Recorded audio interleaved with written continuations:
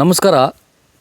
ಶಶಿಧ್ವನಿ ಸುದ್ದಿವಾಹಿನಿಯ ಎಲ್ಲ ವೀಕ್ಷಕರಿಗೆ ಇವತ್ತು ನಾನು ಶಿವಮೊಗ್ಗ ಜಿಲ್ಲೆಯ ಸಾಗರ ತಾಲೂಕಿನ ಮಲ್ಲೆಕೊಪ್ಪ ಹಸಿರುಮಕ್ಕಿ ಲಾಂಚ್ ಮುಖಾಂತರ ಮಲ್ಲೆಕೊಪ್ಪ ಗ್ರಾಮಕ್ಕೆ ನಾನು ಶಶಿಧ್ವನಿ ತಂಡದೊಂದಿಗೆ ನಾನು ಇಲ್ಲಿಗೆ ಬಂದಿದ್ದೀನಿ. ಈ ಒಂದು ಹಸಿರಾದ ಏನೋ ಒಂಥರ ಖುಷಿ ಅನಿಸುತ್ತೆ. ಈ ಒಂದು ಭಾಗ ಇಲ್ಲಿ ಎಲ್ಲ ಕಡೆ ಹಸಿರು ಎಲ್ಲ ಕಡೆ ಇರೋದ್ರಿಂದ ಇದೆಷ್ಟೋ ಒಂಥರ ಸುಂದರವಾದ ವಾತಾವರಣ. ಈ ವಾತಾವರಣದಲ್ಲಿ ಒಬ್ಬರು ವಿಶೇಷ ವ್ಯಕ್ತಿಗಳನ್ನು ನಾನು ಪರಿಚಯಿಸಲಿಕ್ಕೆ ತಮ್ಮ ಮುಂದೆ ನಾನು ಇವತ್ತು ಬಂದಿದ್ದೀನಿ. ವಿಶೇಷ ವ್ಯಕ್ತಿ ಯಾರು ಅಂತಂದರೆ ಅನಿರುದ್ಧ ರಾವ್ ಅಂತೇಳಿ. ಸರ್ ನಮಸ್ತೆ. ನಮಸ್ತೆ ಸರ್. ನಮಸ್ತೆ. ಧನ್ಯವಾದ. ಅನಿರುದ್ಧ ರಾವ್ರನ್ನು ಪರಿಚಯ ಮಾಡಿಕೊಟ್ಟಿದ್ದಕ್ಕೆ ಸಾಗರದ ಅಚ್ಯುತ್ ವಕೀಲರು ನಿಮಗೆಲ್ಲರಿಗೂ ಗೊತ್ತಿದೆ. ಅವರು ವಕೀಲರು ಕೂಡ, ಖ್ಯಾತ ವಕೀಲರು. ಅವ್ರ ತಂದೆನೂ ಕೂಡ ಶ್ರೀಪಾದ್ ವಕೀಲರ ಅಣ್ಣವರು. ನಮ್ಮ ಅಣ್ಣನೇ ಅವರು ಅಚ್ಯುತ್ ವಕೀಲರು ನನ್ನನ್ನು ಸುಮಾರು ಒಂದು ತಿಂಗಳ ಹಿಂದೆ ಅವರನ್ನು ಯಾವುದೋ ಒಂದು ವಿಷಯಕ್ಕೆ ಸಂಬಂಧಪಟ್ಟಂಗೆ ಮಾತಾಡ್ಲಿಕ್ಕೆ ಹೋದಾಗ ನಮ್ಮ ತಮ್ಮ ಒಬ್ಬರು ಬೆಂಗಳೂರಿನಲ್ಲಿದ್ದಾರೆ, ಅವ್ರ ಬಗ್ಗೆ ಶಶಿ ಅವರನ್ನು ಪರಿಚಯ ಮಾಡಿಕೊಳ್ರಿ, ಅವ್ರ ಹತ್ರ ಹೋಗಿ ಅಂತ ಹೇಳಿದರು. ಇವತ್ತು ಅವರನ್ನು ಭೇಟಿ ಮಾಡಲಿಕ್ಕೆ ನಾನು ಬಂದಿದ್ದೀನಿ. ಅನಿರುದ್ಧ ಸರ್, ತುಂಬ ಖುಷಿ ಅನಿಸ್ತಾ ಇದೆ. ಆಗಲಿ ನಮ್ಮ ಅಂದರೆ ಲೈಕ್ ಇದು ನನ್ನ ಭಾಳ ಫೇವ್ರೆಟ್ ಜಾಗ ಇದು. ಇಲ್ಲಿ ನೋಡಿ, ನೀವು ಆಗಲೇ ಹೇಳಿದಾಗೆ ಒಂದು ಹಸಿರು ಮತ್ತು ಹಕ್ಕಿಗಳ ಚಿಲಿಪಿಲಿ ಮತ್ತು ಯಾರೂ ಇಲ್ಲದಾಗ ನಾವೇ ಹಾಕಿ ಉಗುಳುವಂಥ ಎಲೆ ಅಡಿಕೆಯ ಒಂದು ಪಿಚಿ ಶಬ್ದ, ಇವೆಲ್ಲವೂ ಕೂಡ ಸೇರಿ ಇದೊಂಥರ ನಾನು ಊರಿಗೆ ಬಂದಾಗ ಯಾವಾಗಲೂ ಕೂಡ ಕೂರುವಂಥ ಫೇವ್ರೇಟ್ ಆದಂಥ ಒಂದು ಜಾಗ ಇದು. ನನಗೆ ಭಾಳ ಇಷ್ಟವಾದಂಥ ಜಾಗ. ನನ್ನ ಜಾಗಕ್ಕೆ ತಾವು ಬಂದಿದ್ದು ಮತ್ತು ನನ್ನ ಒಂದು ಪರಿಚಯವನ್ನು ಸಾಗರ ತಾಲೂಕಿನ ವೀಕ್ಷಕ ಪ್ರಭುಗಳಿಗೆ ಮಾಡಿಕೊಡ್ತಾ ಇರುವಂಥದ್ದು ಎಲ್ಲ ನಿಜವಾಗ್ಲೂ ಹೌದು ಸರ್. ಕರ್ನಾಟಕದಾದ್ಯಂತ ವೀಕ್ಷಕರು, ಕರ್ನಾಟಕದಾದ್ಯಂತ ಯಾಕೆ ಜಗತ್ತಿನಾದ್ಯಂತ ವೀಕ್ಷಕರು ಮಾಡಿಕೊಡ್ತಾ ಇರುವಂಥದ್ದು ನಿಜವಾಗ್ಲೂ ನನಗೊಂದು ಸುದಿನ ಅಂತ ಹೇಳಿನೇ ಹೇಳ್ಬೋದು. ಆಮೇಲೆ ಇದೇ ಮೂಲಕ ಶಶಿಧ್ವನಿ ಯೂಟ್ಯೂಬ್ ಚಾನಲ್ನ ಸಮಸ್ತ ವೀಕ್ಷಕ ಬಂಧುಗಳಿಗೆ, ವೀಕ್ಷಕ ಪ್ರಭುಗಳಿಗೆ ನನ್ನ ಹೃತ್ಪೂರ್ವಕವಾದ ನಮಸ್ಕಾರಗಳು. ಆಮೇಲೆ ನೋಡಿ, ಈ ಚಾನಲನ್ನು ದಯವಿಟ್ಟು ಎಲ್ಲರೂ ಕೂಡ ನೋಡಿ. ಇವತ್ತು ಹಲವಾರು ಪ್ರೈವೇಟ್ ಮೀಡಿಯಾಗಳು ಏನು ಅಂತಂದರೆ ಈ ಸ್ಯಾಟಲೈಟ್ ಚಾನಲ್ಗಳು, ನಾನು ಯಾವುದೇ ಒಂದು ಚಾನಲಿನ ವಿಚಾರವಾಗಿ ಮಾತಾಡ್ತಾ ಇಲ್ಲ. ಬರೀ ಸೆಲೆಬ್ರಿಟಿಗಳ ಬೆಡ್ರೂಮಲ್ಲಿ ಕ್ಯಾಮ್ರಾ ಇಡೋದೇ ಆಯಿತು ಬಿಟ್ಟರೆ ನಿಜವಾಗ್ಲಿ ಈ ರೀತಿಯ ಒಂದು ಮಾನವೀಯ ಕಳಕಳಿಯ ಕೆಲಸವನ್ನು ಮಾಡ್ತಾ ಇರುವಂಥ ಪ್ರೈವೇಟು ಸ್ಯಾಟಲೈಟ್ ಚಾನಲ್ಗಳು ತುಂಬ ಕಡಿಮೆ. ಆಮೇಲೆ ಇವುಗಳೆಲ್ಲವೂ ಕೂಡ ಒಡೆತನಕ್ಕೆ ಸೇರಿದವಾದ್ರಿಂದ ಇವುಗಳ ಒಡೆಯರ ಹಾಗೆ ಇವುಗಳು ನಡ್ಕೊಳ್ಳುವಂಥದ್ದು ಸರ್ವೇ ಸಾಮಾನ್ಯ. ಹಾಗಾಗಿ ಇಂಥ ಯೂಟ್ಯೂಬ್ ಚಾನಲನ್ನು ಉಳಿಸಿ ಮತ್ತು ಬೆಳೆಸಿ, ಅಂದರೆ ಲೈಕ್ ಮಾಡಿ, ಶೇರ್ ಮಾಡಿ ಮತ್ತು ಆ ಚಾನಲ್ಗೆ ತಾವೆಲ್ಲರೂ ಕೂಡ ಸಬ್ಸ್ಕ್ರೈಬ್ ಆಗಿ. Thank you. ಉತ್ತಮ ಸಮಾಜ ಅಂತ ಹೇಳಿ ಅನ್ಸ್ಕೊಂಡಿರುವಂಥ ನಮ್ಮವರ ಮಧ್ಯನೂ ಕೂಡ ಜನ ಅಳಿವಿನಂಚಿನವರು ಇದ್ದಾರೆ. ಅನಿರುದ್ಧ ಸರ್, ಹೇಳಿ ಸರ್. ಈಗ ನನಗೆ ನಾನು ಸಾಗರದಲ್ಲಿರ್ತಕ್ಕಂಥ ಸಂದರ್ಭದಲ್ಲಿ ನೀವು ಇಲ್ಲಿ ಹೊಸನಗರ ಭಾಗದಲ್ಲಿ ನಿಮ್ಮ ಮನೆಯಲ್ಲಿ ನಾನು ನಿಮ್ಮ ಮನೆಯಿಂದ ನನಗೆ ಬೆಳಗ್ಗೆ ಕಾಲ್ ಮಾಡಿದ್ರಿ. ಹೌದು ಸರ್. ನೀವು ಮೊಬೈಲ್ನಲ್ಲಿ ಯಾವ ರೀತಿ ಅಂದರೆ ಈಗ ನಮಗೆ ಸರ್, ನಿಮ್ಮ ಡೌಟ್ ನನಗೆ ಗೊತ್ತಾಯಿತು ಸರ್. ಅಲ್ಲಲ್ಲ, ನಿಮ್ಮ ಡೌಟ್ ಏನು ಗೊತ್ತಾ, ನನಗೆ ಆಲ್ರೆಡಿ ಗೊತ್ತಾಯಿತು. ಆಮೇಲೆ ನೀವು ಬೇಕಾದರೆ ಸರಿಯೇನೋ ತಪ್ಪು ಅಂತೇಳಿ ಪ್ರಶ್ನೆ ಕೇಳಿ ತೊಂದರೆ ಇಲ್ಲ. ನಿಮ್ಮ ಡೌಟ್ ಏನು ಅಂತಂದರೆ ನಾನೇ ಕಾಲ್ ಮಾಡೋದು ಅಥವಾ ಯಾರ ಹತ್ರನಾರು ಕಾಲ್ ಮಾಡಿಸ್ನೋ ಅಂತ ಅಲ್ವಾ ಸರ್ ನಿಮ್ಮ ಡೌಟು? ಹಾಂ, ಹೌದು, ಅದೇನಾ ಸರ್? ಹೌದು, ನನ್ನ ಡೌಟ್ ಅದೇ ಸರ್. ಹಾಗಾದರೆ ಬನ್ನಿ ಸರ್, ನಿಮಗೆ ನಾನು ಆಲ್ರೆಡಿ ಸರ್, ಹಾಗಾದರೆ ನೀವು ನಾನು ಕಂಪ್ಯೂಟರ್ ಪ್ರೋಗ್ರಾಮರು ಅಂತ ಅನ್ನೋದನ್ನೆಲ್ಲ ಇನ್ನೂ ನಂಬಲೇ ಇಲ್ಲ. ಇಲ್ಲ, ನನಗೆ ಆದ್ರೆ ನೀವು ನೋಡಬೇಕು ಅಂತ ಅಲ್ವಾ ಸರ್? ಸರ್, ಕಂಪ್ಯೂಟರ್ ನಾನು ಇಲ್ಲಿ ತಂದಿಲ್ಲ, ಯಾಕೆಂದ್ರೆ ನಾನು ಬೆಂಗಳೂರಿಂದ ಬಂದಿದ್ದು ಬೆಳಿಗ್ಗೆ, ಹಾಗಾಗಿ ನಾನು ಕಂಪ್ಯೂಟರ್ ತಂದಿಲ್ಲ ಇಲ್ಲಿ. ಬಟ್ ನಾನು ಫಾರ್ಚುನೇಟ್ಲಿ ನನ್ನ ಹತ್ರ ಮೊಬೈಲ್ ಇದೆ ಸರ್. ನಾನು ಮೊಬೈಲನ್ನ ನಿಮ್ಗೆ ಹೇಗೆ ನಾನು ಆಪ್ರೇಟ್ ಮಾಡ್ತೀನಿ ಅಂತ ಅನ್ನೋದನ್ನ ನಾನು ನಿಮ್ಗೆ ತೋರಿಸ್ತೀನಿ ಸರ್. ಖಂಡಿತ ಸರ್, ಖಂಡಿತ. ಅಯ್ಯೋ, ತಪ್ಪು ಏನಿದೆ ಸರ್ ಅದರಲ್ಲಿ? ಸರ್, ಇದು ಎಲ್ಲ ಮೊಬೈಲಿನ ಹಾಗೆ ನನ್ನ ಮೊಬೈಲು, ಆಯಿತಾ ಸರ್? ಇದರಲ್ಲಿ ಒಂದು ಸ್ಕ್ರೀನ್ ರೀಡರ್ ಅಂತ ಹೇಳಿರುತ್ತೆ ಸರ್. ಈ ಮೊಬೈಲ್ ಕಾಣ್ತಾ ಇದೆಯಾ ಸರ್? ಇದರಲ್ಲಿ ಏನಾದ್ರು ನನ್ನ ಮೊಬೈಲ್ಗೂ ನಿಮ್ಮ ಮೊಬೈಲ್ಗೂ ಏನಾದ್ರು ಡಿಫ್ರೆನ್ಸ್ ಇದೆಯಾ ಸರ್? ಅಂದರೆ ಕಂಪ್ನಿ ವೈಸ್ ಅಲ್ಲ, but mobile touch screen mobile ಅಲ್ವಾ ಸರ್? ಇದರಲ್ಲಿ ಏನೂ ಇಲ್ಲ ಇದರಲ್ಲಿ. ಅಲ್ವಾ ಸರ್? ಸೊ ನಿಮ್ಮ ಮೊಬೈಲ್ ಹಾಗೆ ನಂದು ಒಂದು ಆ್ಯಂಡ್ರಾಯ್ಡು ಅಥವಾ ಐಫೋನು ಯಾವುದೋ ಒಂದು ಮೊಬೈಲ್, ಇದು ಆ್ಯಂಡ್ರಾಯ್ಡ್ ಸರ್, ಬಟ್ ಐಫೋನ್ ಕೂಡ ನಾವು ಯೂಸ್ ಮಾಡ್ಬೋದು. ಇದರಲ್ಲಿ ಒಂದು ಸ್ಕ್ರೀನ್ ರೀಡರ್ ಅಂತೇಳಿ ಇರುತ್ತೆ ಸರ್. ಸ್ಕ್ರೀನ್ ರೀಡರ್ ಅಂತಂದರೆ ಏನಂದರೆ, ನಿಮ್ಮ ಸ್ಕ್ರೀನ್ ಮೇಲೆ ಏನೇನು ಬರ್ತಾ ಇದೆಯೋ ಅದನ್ನು ನನಗೆ ಡಿಕ್ಟೇಟ್ ಮಾಡ್ಕೊಂಡು ಹೋಗುತ್ತೆ ಸರ್. ಡಿಕ್ಟೇಟ್ ಅಂತಂದರೆ ಅದು ಸ್ಪೀಕರಲ್ಲಿ ಅನೌನ್ಸ್ ಮಾಡುತ್ತೆ, ಹಾಗೆ ಅದು. ಆಯಿತಾ ಸರ್? ಫಾರ್ ಎಕ್ಸಾಂಪಲ್ಲು ನೋಡಿ ನನ್ನ ಮೊಬೈಲು ಓಪನ್ ಆಯ್ತು ಈಗ, ಅಲ್ವಾ ಸರ್? ನೋಡಿ ಇಲ್ಲಿ ಹೇಳ್ತಾ ಇದೆ, ನಿಮ್ಗೆ ಕೇಳಿಸ್ತಾ ಇದೆ, ಐ ಥಿಂಕ್ ನನ್ನ ಮೈಕಲ್ಲಿ ಕೇಳಿಸ್ತಾ ಇದೆಯೋ ಇಲ್ಲೋ ಗೊತ್ತಿಲ್ಲ. ಕ್ಯಾಮ್ರಾ ಫೋಕಸ್ ಮಾಡಿ ಸರ್, ಈ ಸ್ಕ್ರೀನ್ಗೆ ಕಾಣಿಸ್ತಾ ಇದೆಯಾ ಸರ್? ಈಗ ಫಾರ್ ಎಕ್ಸಾಂಪಲ್ ನಾನು ವಾಟ್ಸಪ್ ಓಪನ್ ಮಾಡಬೇಕು ಅಂತ ಇಟ್ಕೊಳ್ಳಿ. ಇದು ಆಲ್ರೆಡಿ ಓಪನ್ ಆಗೇ ಇದೆ, ನಾನು ಕ್ಲೋಸ್ ಮಾಡಿಬಿಟ್ಟು ನಿಮಗೆ ಓಪನ್ ಮಾಡಿ ತೋರಿಸ್ತೀನಿ. ಸರ್ ನಾನೀಗ ಈಗ ಇದು ಹೋಮ್ ಸ್ಕ್ರೀನ್ ಅಲ್ವಾ ಸರ್? ಹೌದಲ್ವಾ ಸರ್? ಸರ್ ನಾನು ನಿಮ್ಗೆ ಇದರಲ್ಲಿ ಏನು ಓಪನ್ ಮಾಡ್ಬೇಕು ಸರ್? ಯೂಟ್ಯೂಬಾ ಸರ್? ನೀವು ನಾನು ಏನೇನು ನೋಡ್ತೀನಿ ಅಂತ ತಿಳ್ಕೊಳ್ಳೋದಕ್ಕೆಲ್ಲ ಹೀಗೆಲ್ಲ ಮಾಡಬೇಡಿ ಸರ್. ಅಲ್ವಾ ಸರ್? ಇದು ನೋಡಿ ಸರ್, ಇಲ್ಲಿ ನೆಟ್ವರ್ಕ್ ಇಲ್ಲ, ಯೂಟ್ಯೂಬ್ ಓಪನ್ ಆಯಿತು. ಹೌದು ಸರ್. ಸರ್ ಈಗ ವಾಟ್ಸಪ್ ಓಪನ್ ಮಾಡಿ, ಇಲ್ಲಿ ನೆಟ್ವರ್ಕ್ ಇಲ್ಲ ಸರ್. ಈ ಜಾಗ ಪ್ರಾಕೃತಿಕ ಸೌಂದರ್ಯ ಬಿಟ್ಟರೆ ಇಲ್ಲಿ ನೆಟ್ವರ್ಕ್ ಸೌಂದರ್ಯ ಎಲ್ಲ ಇಲ್ಲ ಇಲ್ಲಿ ಈ ಜಾಗದಲ್ಲಿ. ಆದರೆ ನಿಮ್ಗೆ ವಾಟ್ಸಪ್ ಓಪನ್ ಮಾಡಿ ನಿಮ್ಮ ಕಾಲ್ ಲಾಗನ್ನು ನಿಮಗೆ ತೋರಿಸ್ತೀನಿ ತಡೀರಿ. ಏನು ಸರ್? ವಾಟ್ಸಪ್ ಓಪನ್ ಮಾಡಿ ನನ್ನ ಕಾಲ್ ಲಾಗ್ಸ್ ತೋರಿಸ್ಲಾ? ಇದು ಈಗ ವಾಟ್ಸಪ್ ಓಪನ್ ಆಗಿದೆ ಅಲ್ವಾ ಸರ್? ಈಗ ಶಶಿಧ್ವನಿ 2 ಕಾಲ್ ಮಾಡಿದ್ದೀನಿ ನೋಡಿ ಸರ್, ಮೇಲ್ಗಡೆನೇ ಇದೆ. ಹೌದು ಸರ್ ಅಲ್ವಾ ಸರ್? 2 ಕಾಲ್ ಮಾಡಿದ್ದೀನಿ. ಸರ್ ನಾನೀಗ ವಾಯ್ಸ್ ಕಾಲ್ ಮೇಲೆ ಕ್ಲಿಕ್ ಮಾಡಿದರೆ ನಿಮ್ಮ ಕಾಲ್ ಹೋಗುತ್ತೆ ಸರ್. ಹೌದಲ್ಲ ಸರ್? ಹೋಗ್ತಾ ಇದೆ ಅನ್ಸುತ್ತೆ ಸರ್ ನಿಮ್ಮ ಕಾಲು. ನೋಡಿ ಬಂತು ನಿಮ್ಮ ಕಾಲು. ಹೌದು ಸರ್. ಅಲ್ವಾ ಸರ್? ಬಂದಿದೆ, ನಂದು ಫ್ಲೈಟ್ ಮಾಡಲ್ಲ ಹಾಕೊಂಡಿದ್ದೆ. ಅದೇ ಮತ್ತೆ ನೀವು ನೋಡಿ ಸರ್. ಕಟ್ ಮಾಡಲ ಸರ್? ಹೌದು, ಕಟ್ ಮಾಡಿ ಸರ್. ಕಟ್ ಮಾಡಿದೆ ಸರ್. ಸೊ ಹೀಗೆ ನಾನು ಈವನ್ ಪೇಮೆಂಟ್ ಕೂಡ ನಾನು ಗೂಗಲ್ ಪೇ ಇದನ್ನೆಲ್ಲನೂ ಯೂಸ್ ಮಾಡ್ತೀನಿ ಸರ್, ಅಂಗಡಿಗಳಲ್ಲೆಲ್ಲ. ಹೌದೌದು. ನಾನೇ ಪೇಮೆಂಟ್ ಮಾಡೋದು ಸರ್, ಎಲ್ಲದಕ್ಕೂ ನಾನೇ ಪೇಮೆಂಟ್ ಮಾಡೋದು. ಫಾರ್ ಎಕ್ಸಾಂಪಲ್ ನಿಮ್ಮ ಗೂಗಲ್ ಪೇ ಓಪನ್ ಮಾಡ್ಬಿಟ್ಟು ತೋರಿಸ್ತೀನಿ ನೋಡಿ. ನೋಡಿ ನಂದು ಗೂಗಲ್ ಪೇ ಓಪನ್ ಆಯಿತು ಸರ್, ಒಂದು ನಿಮಿಷ. ಆಯಿತು ನೋಡಿ ಸರ್. ಹೌದಲ್ಲ ಸರ್? ಗೂಗಲ್ ಪೇ ಓಪನ್ ಆಯಿತು. ಹೌದು. ಸೊ ಹೀಗೆ ಸರ್,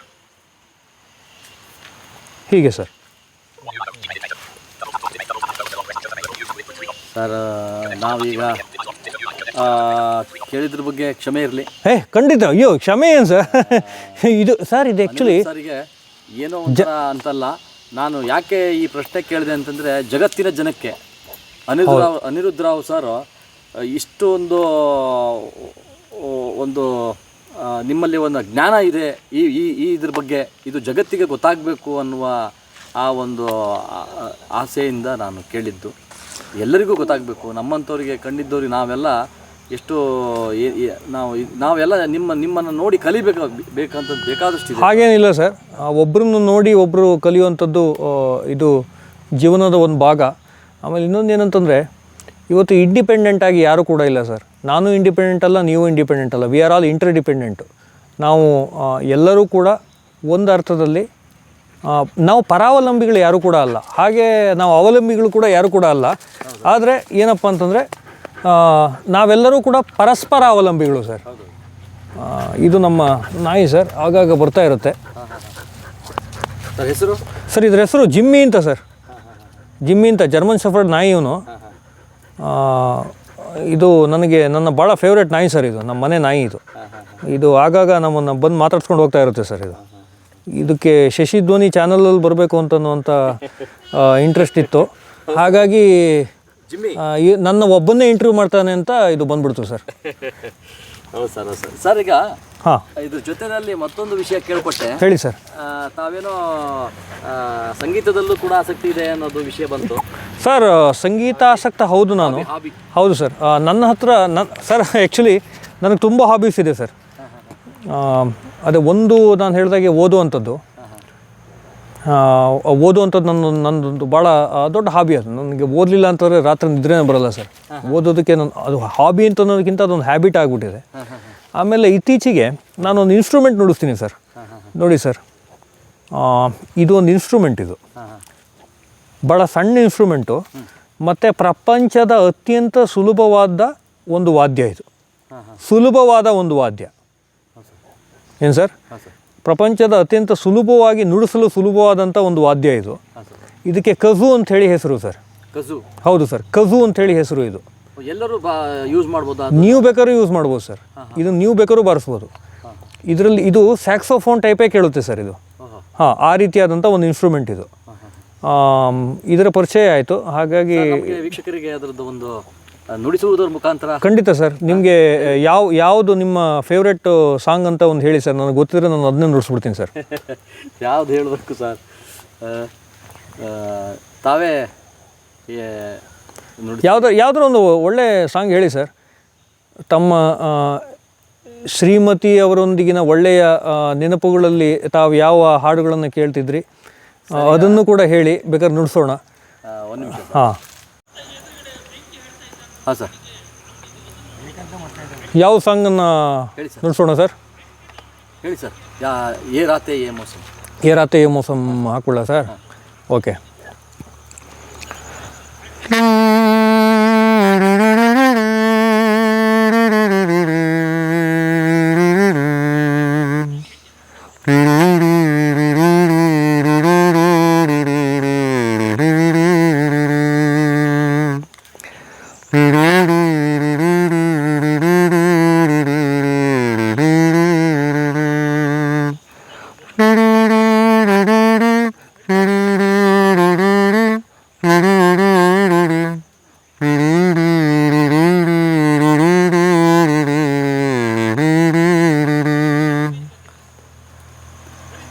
ಹೇಗೆ ಸರ್? ಇದು ಸುಮ್ಮನೆ ಸರ್. ಈಗ ಇಲ್ಲೆಲ್ಲರೂ ಕೂತಾಗ ಮನೇಲಿ ಬಂದಾಗ ಬೋರ್ ಆದಾಗ ಇದೊಂದು ಅಕಂಪನಿಮೆಂಟ್ ಅಂತೇಳಿ ಬಳಸ್ಕೊಳ್ಳೋ ಅಂಥ ಒಂದು ಇನ್ಸ್ಟ್ರೂಮೆಂಟ್ ಅಷ್ಟೇ ಸರ್ ಇದು. ಸೊ ಹಾಗೆ ಒಂದು ಹಾಬಿ ಸರ್. ತುಂಬ ಖುಷಿ ಆಯಿತು ಸರ್. ಎಸ್ ಸರ್, ನಿಮ್ಮನ್ನು ನೋಡ್ತಾ ನಿಮ್ಮ ಹತ್ರ ಕಾಲ ಕಳೆಯೋದು ನನಗೆ ಇನ್ಫ್ಯಾಕ್ಟ್ ಭಾಳ ಖುಷಿ ಆಯಿತು ಸರ್. ತಾವು ನಮ್ಮ ಜಾಗಕ್ಕೆ ಬಂದ್ರಿ, ನಮ್ಮ ಜಾಗಕ್ಕೆ ಬಂದು ನಮ್ಮನ್ನು ಸಂದರ್ಶನ ಮಾಡ್ತಾಯಿದ್ದೀರಿ. ನಾನು ತುಂಬ ನಿಮಗೆ ಚಿರಋಣಿ ಸರ್. ನನ್ನ ಪುಣ್ಯ. ಭಾಳ ದೊಡ್ಡ ಮಾತು ಸರ್. ಆಗಲಿ ಸರ್. ಏನಿಲ್ಲ ಸರ್, ಒಂದು ಅವೇರ್ನೆಸ್ಸನ್ನು ನಮ್ಮ ವೀಕ್ಷಕರುಗಳಿಗೆ ಲೈಕ್ ಕೊಡಬೇಕು. ಯಾವುದೇ ರೀತಿಯಲ್ಲಾಗಲಿ ಅವೇರ್ನೆಸ್ಸನ್ನು ತಗೊಳ್ಬೇಕು ಮತ್ತು ಕೊಡಬೇಕು. ನಮ್ಮ ವೈದಿಕರು ಹೇಳಿದಾಗೆ ಜ್ಞಾನ ಯಾವ ಮೂಲೆಯಲ್ಲಿದ್ದರೂ ಕೂಡ ಅದು ಜ್ಞಾನವೇ ಮತ್ತು ಅದು ಸ್ವೀಕಾರಾರ್ಹ ಅಂತ. ಅದನ್ನು ನಾವು ಸ್ವೀಕರಿಸಲೇಬೇಕು. ಆ ನಿಟ್ಟಿನಲ್ಲಿ ಒಂದು ಮಾತುಕತೆ ಸರ್, ಅಷ್ಟೇ ಸರ್. ಧನ್ಯವಾದ. Thank you sir. ಶಶಿಧ್ವನಿ ಸುದ್ದಿವಾಹಿನಿಗೆ ತಾವು ಒಂದು ಸಂದರ್ಶನ ಕೊಟ್ಟದ್ದಕ್ಕೆ. ಇವತ್ತು ನೀವು ಬೆಂಗಳೂರಿಗೆ ಹೋಗ್ತಾ ಇದ್ದೀರಲ್ಲ? ಹೌದು ಸರ್. ಇವತ್ತು ರಾತ್ರಿ ಒಬ್ಬೊಬ್ಬರೇ ಓಡಾಡ್ತೀರಾ ಸರ್? ನಾನು ಎಲ್ಲ ಕಡೆನೂ ಒಬ್ಬನೇ ಓಡಾಡ್ತೀನಿ ಸರ್. ಡೆಲ್ಲಿಯಲ್ಲೂ ಕೂಡ ಸರ್. ಡೆಲ್ಲಿಯಲ್ಲಿ ನಾನು ಇದ್ದೆ. ಡೆಲ್ಲಿಯಲ್ಲೂ ಕೂಡ ನಾನು ಒಬ್ಬನೇ ಹೋಗಿ ಒಬ್ಬನೇ ಇದ್ದು ಬಂದೆ ಸರ್. ಸರಿ ಸರ್, ನಿಮ್ಮ ತಂದೆ ತಾಯಿಯವರ ಮಾತಾಪಿತೃರವರ ಒಂದು ಸಂದರ್ಶನ ನೀವು ಒಂದು ಪರಿಚಯ ಮಾಡಿಕೊಡ್ಬೇಕು ಅಂತ ಕೇಳ್ಕೊಳ್ತಾ ಇದ್ದೀವಿ. Yes sir. ಹಲೋ, ನನ್ನ ಹೆಸರು ರಾಧಾಕೃಷ್ಣ ಅಂತೇಳಿ. ಊರು ಮಲ್ಲೇಕೊಪ್ಪ, ತಾಲೂಕು ಹೊಸನಗರ. ಮತ್ತು ಅವ್ರ ಪಕ್ಕದಲ್ಲಿದ್ದವರು ನಮ್ಮ ಮಿಸ್ಸಸ್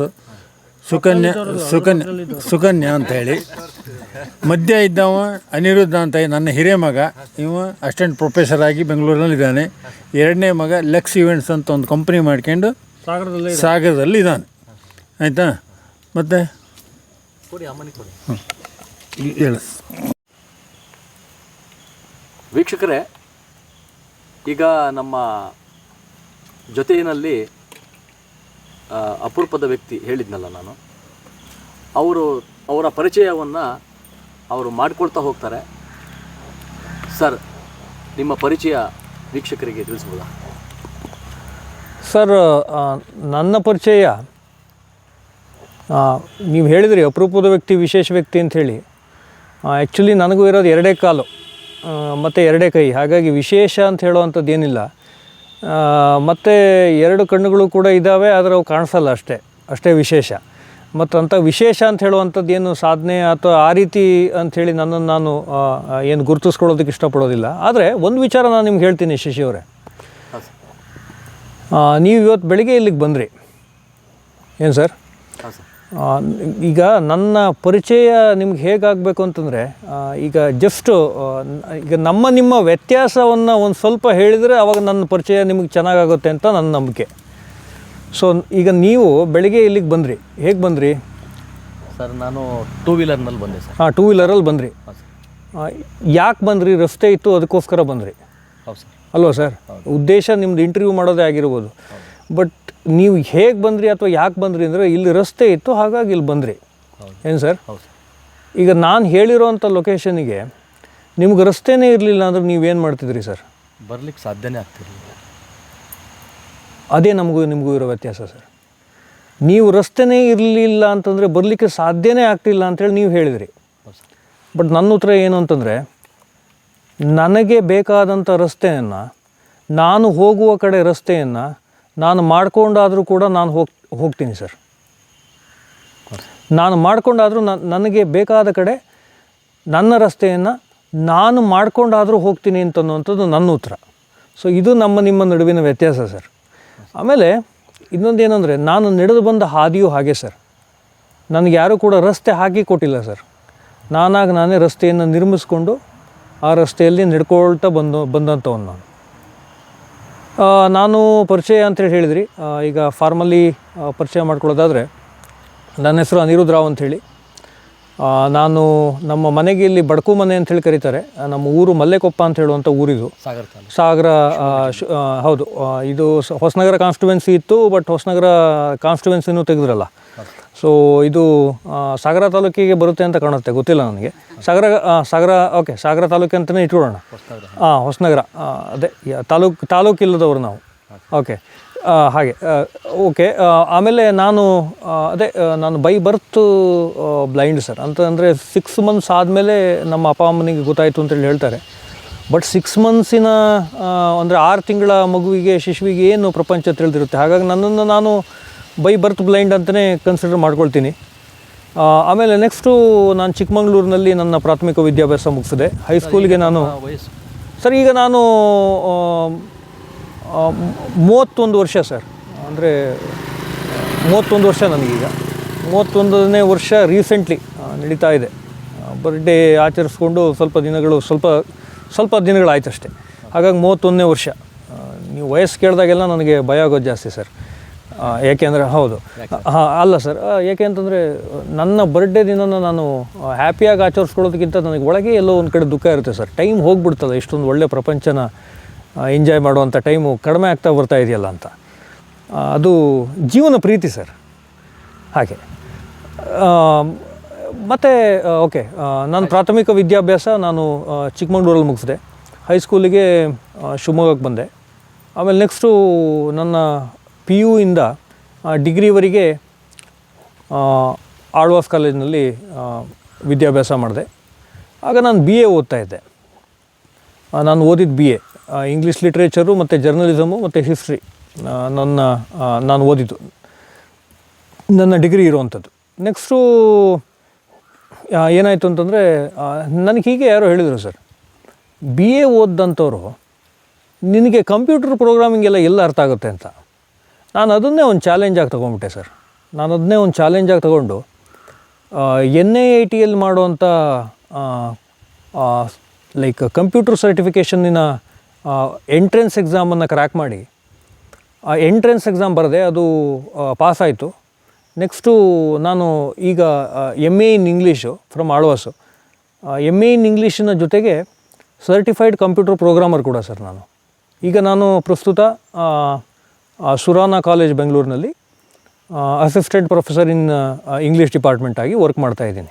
ಅಂದರೆ ಸಹಾಯಕ ಆಂಗ್ಲ ಪ್ರಾಧ್ಯಾಪಕನಾಗಿ ನಾನು ನನ್ನ ಕೆಲಸ ನಿರ್ವಹಿಸ್ತಾ ಇದ್ದೇನೆ. ಮತ್ತು ಹಾಬಿಸ್ಟ್ ಪ್ರೋಗ್ರಾಮರ್, ಅಂದರೆ ನನ್ನ ಕಂಪ್ಯೂಟರ್ ಪ್ರೋಗ್ರಾಮಿಂಗ್ ಕೂಡ ನನ್ನ ಒಂದು ಹಾಬಿ. ಮತ್ತು ಓದುವುದು ಅಂತಂದರೆ ನನಗೆ ಭಾಳ ಇಷ್ಟ ಸರ್. ನನಗೆ 2 ತುಂಬ ಇಂಟ್ರೆಸ್ಟಿಂಗ್ ವಿಚಾರ ಈ ಪ್ರಪಂಚದಲ್ಲಿ ಅಂತಂದರೆ, ಒಂದು ಓದುವುದು, ಆಮೇಲೆ ಏನನ್ನಾದರೂ ತಿನ್ನುವುದು. ಇವೆರಡು ನನಗೆ ಅಚ್ಚುಮೆಚ್ಚಿನ ಹವ್ಯಾಸಗಳಿವು. ಏನಾದ್ರು ಓದ್ತಾ ಇರ್ತೀನಿ, ಏನಾದ್ರು ತಿಂತಾ ಇರ್ತೀನಿ. ಹಾಗೆ ಒಂದು 25,000 ಡಿಜಿಟಲ್ ಬುಕ್ಸ್ ಕಲೆಕ್ಷನ್ ನನ್ನ ಹತ್ರ ಇದೆ. ಇಷ್ಟು ನನ್ನ ಬಗ್ಗೆ ಸರ್. ಸರ್, ಈಗ ಬಾಲ್ಯದ ದಿನಗಳ ಬಗ್ಗೆ ತಾವು ಸರ್, ನನ್ನ ಬಾಲ್ಯದ ದಿನ ಎಲ್ಲರೂ ಕೂಡ ಬಾಲ್ಯ ಮರಳಿ ಬರಲಿ ಅಂತೇಳಿ ಹೇಳಿ ಆಸೆ ಪಡ್ತಾರೆ. ಆದರೆ ನಾನು ಬಾಲ್ಯ ತೊಲಗ್ತಲ್ಲ ಅಂಥೇಳಿ ಖುಷಿ ಪಡುವಂಥ ವ್ಯಕ್ತಿ ಸರ್. ಯಾಕೆ ಅಂತಂದರೆ ನನ್ನ ಬಾಲ್ಯಗಳ ದಿನ ಭಾಳ ಕಠಿಣವಾಗಿತ್ತು ಸರ್. ಇವತ್ತಿನ ಹಾಗೆ ಟೆಕ್ನಾಲಜಿ ಇರಲಿಲ್ಲ ಹೆಚ್ಚು.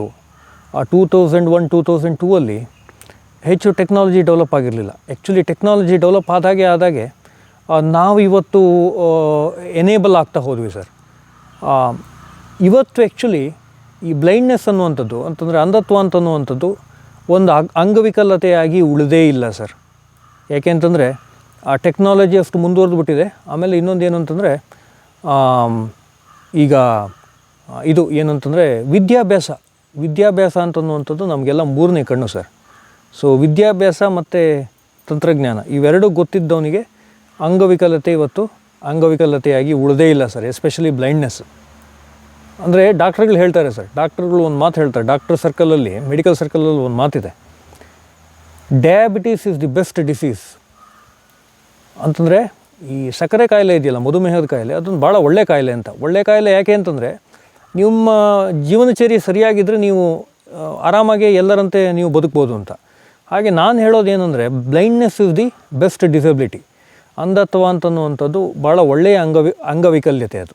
ಯಾಕೆ ಅಂತಂದರೆ ನಿಮಗೆ ತಂತ್ರಜ್ಞಾನ ಮತ್ತು ಶಿಕ್ಷಣ ಇವೆರಡಿದ್ರೆ ಅದು ಅಂಗವಿಕಲತೆಯೇ ಅಲ್ಲ ಈಗ ಇವತ್ತಿನ ಕಾಲದಲ್ಲಿ. ಹಾಗಾಗಿ ನನ್ನ ಬಾಲ್ಯದ ದಿನಗಳು ಸರ್, ಅದೇ ನಾನು ಹೇಳಿದಾಗೆ ನಾನೊಂದು ಹಾಸ್ಟೆಲಲ್ಲಿದ್ದೆ. ಮತ್ತು ಅದು ಹೇಗೋ ಬಾಲ್ಯ ಕಳೀತು ನಂದು. ಆ್ಯಕ್ಚುಲಿ ಸುಖಕರವಾಗಿ ಅಂತೂ ಖಂಡಿತ ಇರಲಿಲ್ಲ. ಬಟ್ ನಾನು ಒಂದು ಡಿಗ್ರಿ ಅನ್ನೋಷ್ಟು ಬರೋಷ್ಟರಲ್ಲಿ ನನಗೆ ಪುಸ್ತಕಗಳು ಓದುವಂಥ ತುಂಬ ಗೀಳಿತ್ತು. ಆಗ ಪುಸ್ತಕಗಳು ನನಗೆ ಸಿಗ್ತಾ ಇರಲಿಲ್ಲ. ಯಾರೋ ಪುಸ್ತಕ ಓದೋದಕ್ಕೆ ನಾನು ಯಾರ ಮೇಲೋ ಡಿಪೆಂಡ್ ಆಗಿರಬೇಕಾಗಿತ್ತು. ಸೊ ಹೀಗೆಲ್ಲ ನನ್ನ ಬಾಲ್ಯದ ದಿನಗಳಿತ್ತು. ಅಂದರೆ ಈಗ ನೋಡಿ, ಎಷ್ಟೋ ಜನರಿಗೆ ಓದೋಕ್ಕೆ ಇಂಟ್ರೆಸ್ಟ್ ಇಲ್ಲದೆ ಹೋದ್ರೂ ಮನೇಲಿ ಓದಿಸ್ತಾರೆ. ನಂದು ಹಂಗಲ್ಲ ಸರ್. ನಂದು ಹೇಗೆ ಅಂತಂದರೆ ಓದೋಕ್ಕೆ ಇಂಟ್ರೆಸ್ಟ್ ಇತ್ತು, ಆದರೂ ಓದೋವಂಥ ವ್ಯವಸ್ಥೆಗಳಿರಲಿಲ್ಲ. ಸೊ ಹಾಗೆಲ್ಲ ಆಗಿ ಒಂದು ಸ್ಪೆಷಲ್ ಸ್ಕೂಲಲ್ಲಿ ನನ್ನ ವಿದ್ಯಾಭ್ಯಾಸಗಳೆಲ್ಲ ಮುಗೀತು.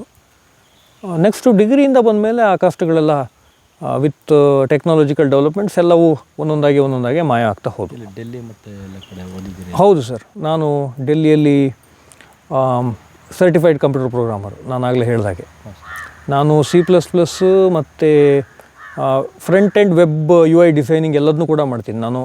ಲೈಕ್ HTML, CSS ಮತ್ತು ಜಾವಾಸ್ಕ್ರಿಪ್ಟ್. ತುಂಬ ಜನ ನಮ್ಮ ಸಾಗರ ಕಡೆಗಿನವರು ಕಂಪ್ಯೂಟರ್ ಪ್ರೋಗ್ರಾಮರ್ಸ್ ಇದ್ದಾರೆ. ಅವರು ತಮ್ಮ ವಾಹಿನಿನ ರೆಗ್ಯುಲರಾಗಿ ಫಾಲೋ ಮಾಡ್ತಿರ್ಬೋದು. ಅವ್ರಿಗೆ ನಾನು ಏನು ಹೇಳ್ತಿದ್ದೀನಿ ಅನ್ನೋದು ಕರೆಕ್ಟಾಗಿ ಅರ್ಥ ಆಗುತ್ತೆ. ಇದೆಲ್ಲದು ನನಗೆ ಬರುತ್ತೆ ಸರ್. ನಾನು ಕಲ್ತ್ಕೊಂಡಿದ್ದೀನಿ. ಶಿಕ್ಷಣ ಮತ್ತು ಜಾಬು ಸರ್, ಅದೇ ಶಿಕ್ಷಣ ನಂದು ಚಿಕ್ಕಮಗಳೂರಲ್ಲಿ ಪ್ರಾಥಮಿಕ ಶಿಕ್ಷಣ, ಮತ್ತು ಶಿವಮೊಗ್ಗದಲ್ಲಿ ಅಲ್ಲಿ ಆಶಾಕಿರಣ ಸ್ಕೂಲ್ ಫಾರ್ ದಿ ಬ್ಲೈಂಡ್ ಅಂತ ಹೇಳಿದೆ. ಮತ್ತು ಶಿವಮೊಗ್ಗದ ಶಾರದಾ ದೇವಿ ಅಂದ್ರ ವಿಕಾಸ ಕೇಂದ್ರ ಅಂಥೇಳಿ ಅಲ್ಲಿ ನನ್ನ PUC, ಮತ್ತು ಆಳ್ವಾಸಲ್ಲಿ ನಂದು PUC ಡಿಗ್ರಿ ಮತ್ತು masters MA in English. Sir, ಮತ್ತು ಈಗ ಇವತ್ತಿನ ಕಾಲಮಾನದ ಮತ್ತು ಜಾಯಮಾನದ ಯುವಕರು ಅತಿ ಹೆಚ್ಚು ಮೊಬೈಲ್ನಲ್ಲಿ ಮುಳುಗಿರ್ತಾರೆ. ಅಂದರೆ ವಿದ್ಯಾಭ್ಯಾಸದ ಬಗ್ಗೆ ಅವರು ಯೋಚನೆ ಮಾಡಲ್ಲ, ತಮ್ಮ ಜೀವನವನ್ನು ಯಾವ ರೀತಿ ಕಂಡ್ಕೋಬೇಕು ಅನ್ನೋದು ಗೊತ್ತಿರಲ್ಲ. ಅಂತಹ ಯುವಕರಿಗೆ ಅಂದರೆ ವಿದ್ಯಾರ್ಥಿಗಳಿಗೆ ತಾವು ಏನು ಹೇಳಲಿಕ್ಕೆ ಬಯಸ್ತೀರಿ ಸರ್? ಸರ್, ನಾನು ಆ್ಯಕ್ಚುಲಿ ಏನು ಹೇಳೋದಕ್ಕೆ ಬಯಸಲ್ಲ ಸರ್. ಯಾಕೆಂದರೆ ಅವರು ಮೊಬೈಲಲ್ಲಿ ಮುಳುಗಿರಲಿಲ್ಲ ಅಂತಂದಿದ್ರೆ ನಿಮ್ಮ ವಾಹಿನಿ ಬಗ್ಗೆನೂ ಕೂಡ ಅವ್ರಿಗೆ ಅರಿವಿರ್ತಿರ್ಲಿಲ್ಲ ಸರ್, ಅಲ್ವಾ ಸರ್? ಹಾಗಾಗಿ ನಾನು ಅವ್ರಿಗೆ ಏನು ಹೇಳೋದಕ್ಕೆ ಬಯಸಲ್ಲ ಸರ್. ಆದರೆ ಒಂದು ವಿಚಾರ ನೀವು ಹೇಳಿದ್ರಿ ಸರ್, ಒಂದನ್ನು ನಾವು ಅರ್ಥ ಮಾಡ್ಕೊಳ್ಬೇಕು. ಅದು ಏನಂದರೆ, ಯಾವುದಕ್ಕೆ ಏನನ್ನಾದರೂ ಮಾಡುವಂಥ ಶಕ್ತಿ ಇರುತ್ತೋ ಅದು ಯಾವಾಗಲೂ ಕೂಡ ಡೇಂಜರಸ್ ಆಗಿಯೂ ಕೂಡ ಇರುತ್ತೆ. ಅಂದರೆ ಲೈಕ್ ನನಗೆ ಅದು ಕನ್ನಡದಲ್ಲಿ ಹೇಗೆ ಹೇಳೋದು ಅಂತ ಕರೆಕ್ಟಾಗಿ ಬರ್ತಾ ಇಲ್ಲ. Like something which is potent is also dangerous. ಅಂದರೆ ನಿಮ್ಗೆ ಯಾವುದು ಶಕ್ತಿಶಾಲಿನೋ ಅದು ಅಷ್ಟೇ ಡೇಂಜರಸ್ ಕೂಡ ಆಗಿರುತ್ತೆ. ಈಗ ಫಾರ್ ಎಕ್ಸಾಂಪಲ್ ಒಂದು ಚಾಕು ಅಂತೇಳಿ ಇಟ್ಕೊಳ್ಳಿ ಸರ್. ಆ ಚಾಕುನ ತಗೊಂಡು ನೀವು ಏನನ್ನು ಬೇಕಾದರೂ ಕಟ್ ಮಾಡ್ಕೊಳ್ಬೋದು. ನಿಮಗೆ ಬೇಕಾದರೆ ತರಕಾರಿ ಬೇಕಾದರೂ ಕಟ್ ಮಾಡ್ಕೊಳ್ಬೋದು, ಬೇಡ ಅಂತಂದರೆ ನಿಮ್ಮ ಬೆರಳನ್ನು ಬೇಕಾದ್ರೂ ಕಟ್ ಮಾಡ್ಕೊಳ್ಬೋದು. ನೀವು ಯಾವುದನ್ನು ಕಟ್ ಮಾಡ್ತೀರಿ ಅಂತನ್ನುವಂಥದ್ದು ನಿಮ್ಮ ಚಾಯ್ಸು ಸರ್. ಮತ್ತು ಈ ಶೇವಿಂಗ್ ಮಾಡೋ ಬ್ಲೇಡ್ ಇದೆಯಲ್ಲ ಸರ್, ಶೇವಿಂಗ್ ಮಾಡೋ ಬ್ಲೇಡು ಅದು ಹರಿತಾ ಇರಲಿಲ್ಲ ಅಂತಂದರೆ ಅದು ಅಂದರೆ ಲೈಕ್ ಅದು ಶಾರ್ಪ್ ಇರಲಿಲ್ಲ ಅಂತಂದರೆ ಅದು ಶೇವಿಂಗೇ ಆಗ್ತಾ ಇರಲಿಲ್ಲ ಅದರಿಂದ. ಬಟ್ ಅದಕ್ಕೆ ಶಾರ್ಪ್ ಇರೋದೇ ಅದರ ಕೆಟ್ಟ ಗುಣ ಕೂಡ. ಅದರ ಕೆಟ್ಟ ಗುಣ ಹೇಗೆ ಅಂತಂದರೆ ಅದು ಕುಯ್ಯುತ್ತೆ. ಹಾಗೆ ಇದು ಯಾವುದು something which is potent is also dangerous.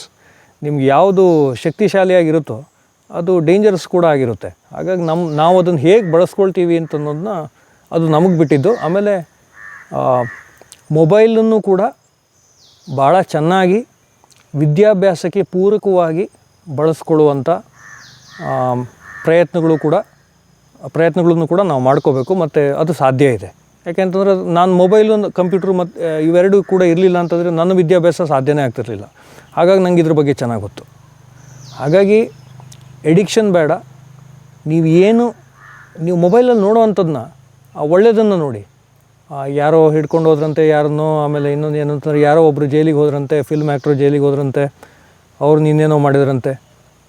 Sir ಈಗ ಏನು ಗೊತ್ತಾ ಸರ್, ನಮ್ಮ ಮಾಧ್ಯಮಗಳ ಭರಾಟೆ ಹೇಗಿದೆ ಅಂತಂದರೆ ಈಗ ಈ ಡೆವಲಪ್ಮೆಂಟ್ ಆಗಿದೆಯಲ್ಲ, ಇದು ಒಳ್ಳೆಯದು ಕೆಟ್ಟದ್ದು ಎರಡೂ ಕೂಡ ಸರ್. ಅದೇ ನಾನು ಆಗಲೇ ಹೇಳ್ದಂಗೆ ಐಶ್ವರ್ಯ ರೈನ ಮಗಳ ಉಗ್ರನ್ನ ಕತ್ತರಿಸಿದ್ರಂತೆ ಅಂತನ್ನುವಂಥ ನ್ಯೂಸು ನಮಗೆ ತಲುಪಿರುತ್ತೆ. ಆದರೆ ನಮ್ಮ ಪಕ್ಕದ ಮನೆಯವನೇ ಯಾರೋ ಒಬ್ಬ ಸತ್ತ ಅಂತನ್ನೋದು ನಮಗೆ ಗೊತ್ತೇ ಇರೋದಿಲ್ಲ ಸರ್.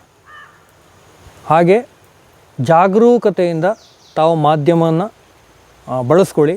ಅದು ಭಾಳ ಪೋಟೆಂಟ್ ಆದಂಥ ಒಂದು ಶಕ್ತಿಶಾಲಿ ಮೀಡಿಯಮ್ ಅದು. ಸರ್, ಮತ್ತು ನಿಮ್ಮ ಮುಂದಿನ ಅಂದರೆ ಮುಂದೆ ಯಾವ ರೀತಿ ಏನಾದರೂ ಬೇರೆ ಆಲೋಚನೆ ಇದೆಯಾ ಸರ್ ತಾವು ಮತ್ತು ಮುಂದಿನ ವಿಷಯದ? ಮುಂದಿನ ವಿಷಯ ಅಂತಂದರೆ ಹೌದು ಸರ್, ನಾನು UGC ನೆಟ್ ಕಂಪ್ಲೀಟ್ ಮಾಡ್ಕೋಬೇಕು. ಆಮೇಲೆ ಒಂದು PhD ಮಾಡಬೇಕು. ಮತ್ತು ಎಲ್ಲರ ಹಾಗೆ ಅದೇ ಮದುವೆ ಅದು ಇದು ಅದನ್ನೆಲ್ಲ ಮಾಡ್ಕೊಳ್ಬೇಕು, ಒಂದಾದರೂ ಮಾಡ್ಕೊಳ್ಬೇಕು ಅಂತೇಳಿ. ಹೌದು, ಅಲ್ಲ ಕರೆಕ್ಟ್ ಅಲ್ವಾ ಸರ್? ಅಲ್ಲ, ತುಂಬ ಆಸೆ ಏನಿಲ್ಲ ಸರ್ ನನಗೆ. ಒಂದಾದರೂ ಆಗಬೇಕು ಅಂತನ್ನುವಂಥ ಆಸೆ ಇದೆ. ಹೌದು, ಜೋಕ್ ಮಾಡ್ತಿರ್ತಾರೆ. ಅಲ್ಲ, ಮನುಷ್ಯನಿಗೆ ಒಂದು ರಸಿಕತೆ ಇರಬೇಕು ಸರ್. ರಸಿಕತೆ ಇಲ್ಲದೆ ಜೀವನ ಇಲ್ಲ. ಹಾಗೆ ನಾನು ಅದು ಒಂದು ಹೇಳ್ತೀನಿ ಸರ್. ಇವತ್ತು ನಾನು ಹೇಳಿದಾಗೆ ಆಗಲೇ ಅಂಧತ್ವ ಅಂತನ್ನುವಂಥದ್ದು ಖಂಡಿತವಾಗಿ ಅಂಗವಿಕಲತೆಯಾಗಿ ಉಳಿದಿಲ್ಲ. ಹಾಗಾಗಿ ಎಲ್ಲರೂ ಕೂಡ ಪಾಪ ಅಂತ ಹೇಳುವಂಥ ದೃಷ್ಟಿಕೋನ ಏನಿದೆಯಲ್ಲ ನಮ್ಮ ಜನರ ಮೈಂಡ್ಸೆಟ್ನಲ್ಲಿ, ಅದನ್ನು ಬಿಟ್ಟು, ಅಂದರೆ ಕರುಣೆಯನ್ನು ಬಿಟ್ಟು ಲೈಕ್ ಸಿಂಪತಿಯನ್ನು ಬಿಟ್ಟು ಎಂಪತಿ, ಅಂದರೆ ಕರುಣೆ ಅವಶ್ಯಕತೆ ಇಲ್ಲ, ಆದರೆ ಅನುಕಂಪದ ಅವಶ್ಯಕತೆ ಇದೆ. ಅನುಕಂಪದ ಅವಶ್ಯಕತೆ ಇಲ್ಲ, ಇನ್ಫ್ಯಾಕ್ಟ್ ಅವಕಾಶದ ಅವಶ್ಯಕತೆ ಇದೆ.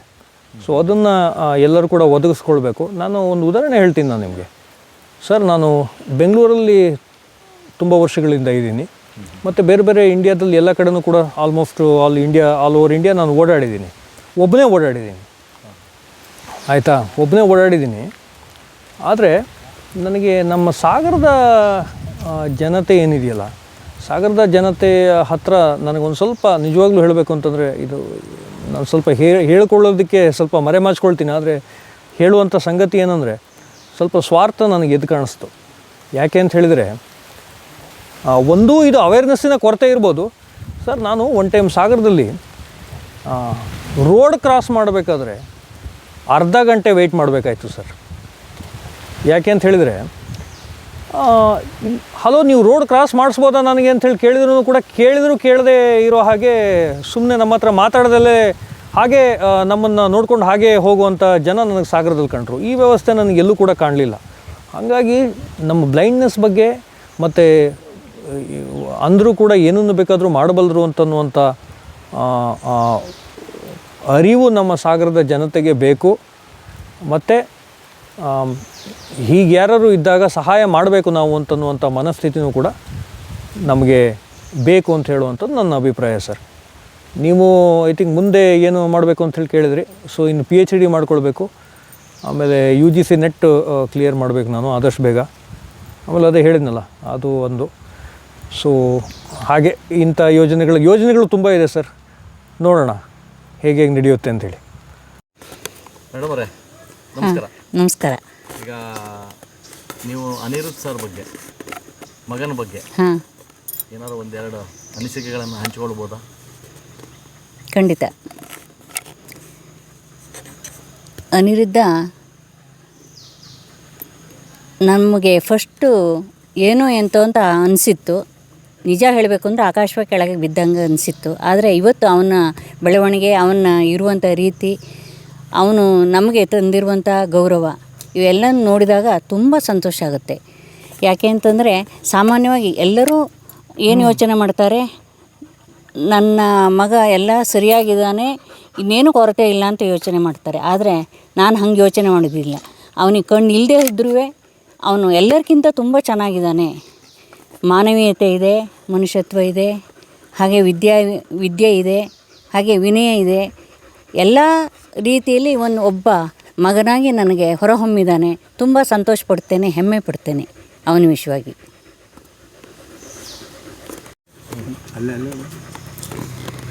ಅನಿರುದ್ಧ ನಾವು ಅಂದ್ಕೊಂಡಿದ್ವಿ ಅವನು ಪರಾವಲಂಬಿ ಆಗ್ಬಿಡ್ತಾನೇನೋ ಅಂತ. ಆದರೆ ಹಾಗಾಗಲಿಲ್ಲ. ಅವನು ಸ್ವಾಭಾವಿಕವಾಗಿ ಒಬ್ಬ ಮನುಷ್ಯ, ಅಂದರೆ ಗಂಡು ಮಕ್ಕಳು ಯಾವ ರೀತಿ ಇರಬೇಕೋ ಅದಕ್ಕಿಂತ ಹೆಚ್ಚಿನದಾಗಿದ್ದಾನೆ. ವ್ಯವಹಾರವನ್ನು ಮಾಡ್ತಾನೆ ತಾನಾಗೆ. ಆಮೇಲೆ ಎಲ್ಲ ಕಡೆ ಓಡಾಡ್ತಾನೆ ಒಬ್ಬನೇ. ಇಲ್ಲಿಂದ ಡೆಲ್ಲಿಗೆ ಹೋಗಬೇಕಿದ್ರು ನಾವು ಸಹ ಹೋಗಿರಲಿಲ್ಲ. ಅವನ ಎಲ್ಲ ಲಗೇಜನ್ನು ತಗೊಂಡು ಅವನೇ ಡೆಲ್ಲಿ ತನಕ ಹೋಗಿ ಅಲ್ಲಿ 1 ವರ್ಷ ಇದ್ದು ಅವನ ವಿದ್ಯಾಭ್ಯಾಸವನ್ನು ಪೂರೈಸ್ಕೊಂಡು ಬಂದ. ಬೆಂಗಳೂರಿಗೆ ಹೋದಾಗಲೂ ಅಷ್ಟೇ ಅವನು ಒಬ್ಬನೇ ಓಡಾಡ್ತಾನೆ. ಆ್ಯಕ್ಚುಲಿ ಅವನು ಯಾರಿಗೂ ಡಿಪೆಂಡೆಂಟ್ ಆಗಿಲ್ಲ. ಬಟ್ಟೆ ತೊಳೆಯೋದ್ರಲ್ಲಾಗಿರ್ಬೋದು, ಏನೇ ಮಾಡಬೇಕಾದ್ರೂ ಒಂದು ಗಂಡು ಮಗನಾಗಿ ಸ್ವಾಭಾವಿಕವಾಗಿ ಎಲ್ಲರೂ ಏನು ಮಾಡ್ತಾರೋ ಅದಕ್ಕಿಂತ ಹೆಚ್ಚಿನದಾಗಿ ಅವನು ಮಾಡ್ತಾನೆ.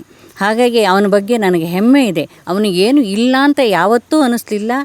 ಆ್ಯಕ್ಚುಲಿ ಹಾಗೆ ಅವನು ಇಲ್ಲೂ ಇಲ್ಲ. ಅವನು ನೋಡಿದಾಗ ಸ್ವಾಭಾವಿಕ ಎಲ್ಲರೂ ಅನ್ಕೋತಾರೆ ಕಣ್ಣಿಲ್ಲ, ಹೇಗೆ ಮಾಡ್ತಾನೋ ಹೇಗಿರ್ತಾನೋ, ಎಲ್ಲರೂ ಅವನನ್ನು ಕಂಪದ ದೃಷ್ಟಿಯಿಂದ ನೋಡ್ತಾರೆ. ಆದರೆ ಅವನ ಅನುಕಂಪದ ದೃಷ್ಟಿಯಲ್ಲಿ ನೋಡುವ ಹಾಗೆ ಅವನಿಲ್ಲ.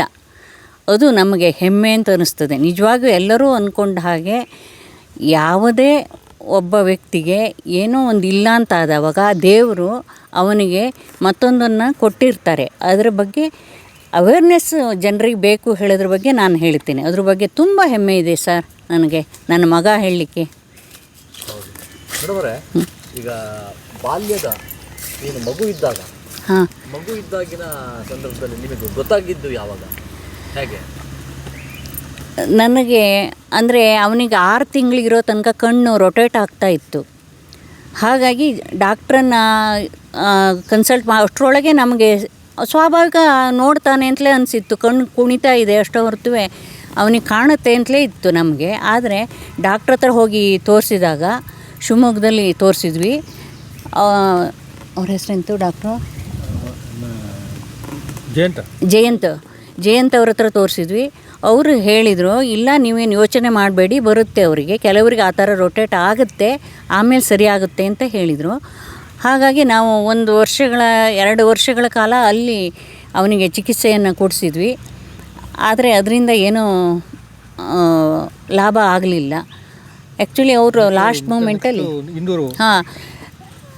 ಕೊನೆಗೆ ಅವ್ರು ಹೇಳಿದರು, ಇಲ್ಲ ಹೆಚ್ಚು ನಿಮಿಷ ಅವನಿಗೆ ಕಾಣಿಸೋದಿಲ್ಲ ಅಂತ ಅನಿಸುತ್ತೆ, ಇನ್ನು ನೀವೇನು ಪ್ರಯತ್ನ ಮಾಡ್ತೀರೋ ಗೊತ್ತಿಲ್ಲ ಹೇಳೋದ್ರ ಬಗ್ಗೆ ಹೇಳಿದರು. ಆದರೂ ನಮಗೆ ತಾಯಿಯಾಗಿ, ಒಬ್ಬ ತಂದೆಯಾಗಿ ನಾವು ಮಾಡಬೇಕಾದ ಕರ್ತವ್ಯ. ಯಾವತ್ತೂ ನಾವು ನಮ್ಮ ಮಗನಿಗೆ ಇಲ್ಲ ಅಂತ ಆದಾಗ ನಾವು ಏನು ಮಾಡಬೇಕೋ ಅದನ್ನೆಲ್ಲವನ್ನೂ ಮಾಡಿದ್ದೇವೆ. ಅಂದರೆ ಇಂದೋರ್ ತನಕ ನಾವು ಡಾಕ್ಟ್ರಲ್ಲಿ ತೋರಿಸಿದ್ದೇವೆ, ಹುಬ್ಬಳ್ಳಿಲಿ ತೋರಿಸಿದ್ದೇವೆ, ಇಂದೂರು ತನಕ ಹೋಗಿ ಅಲ್ಲಿ ತೋರಿಸಿದ್ದೇವೆ. ಎಲ್ಲ ಕಡೆನೂ ತೋರಿಸಿ ಸಾಮಾನ್ಯ ಅವನಿಗೆ 6 ವರ್ಷ ಆಗಿತ್ತು. ಅಲ್ಲಿವರೆಗೂ 6-7 ವರ್ಷ ತನಕ ನಾವು ತೋರಿಸಿದ್ವಿ. ಎಲ್ಲ ಕಡೆ ತೋರಿಸಿ ಅಲ್ಲಿ ಎಲ್ಲೂ ಬರೋದಿಲ್ಲ ಅಂತ ಆದಮೇಲೆ ಅವನೇ ಅಷ್ಟೊತ್ತಿಗೆ ಅವನು ತುಂಬ ಇಂಟೆಲಿಜೆಂಟ್ ಇದ್ದಾನೆ.